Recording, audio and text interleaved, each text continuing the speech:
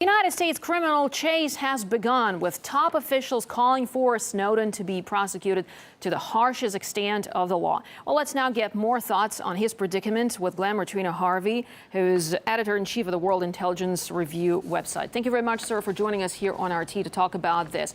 So Snowden says that he was driven by altruism and the desire to expose Washington's overreaching. Are you convinced?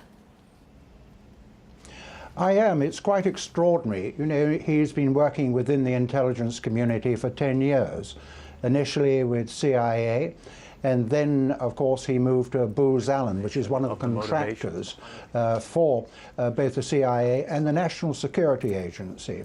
And about 4 years ago, he actually was considering becoming a whistleblower, but what he thought was that President Obama would be different from President Bush and would be more open about the sort of surveillance techniques that are used by the intelligence services.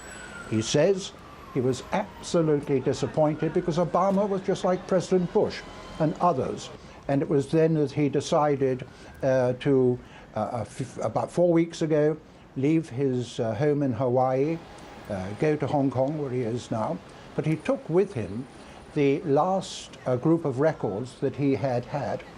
And this is a little bit like we had with Manning, the intelligence analyst within the Army, who provided all that information to WikiLeaks.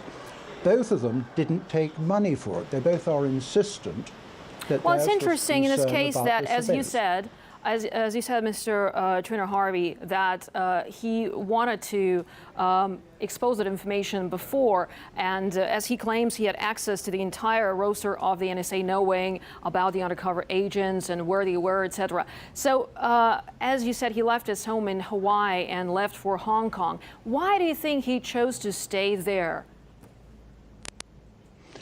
Well, it's difficult for me to get inside the mind of a whistleblower because, you know, I've always been loyal to any operation I might or might not have worked with. So, but I do understand from the Guardian newspaper, one of their journalists who's been with him says that he's a very modest, self-effacing, very clever man.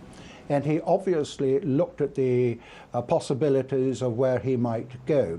Hong Kong, as we know, is almost an independent enclave within the People's Republic of China. It has its own legal system.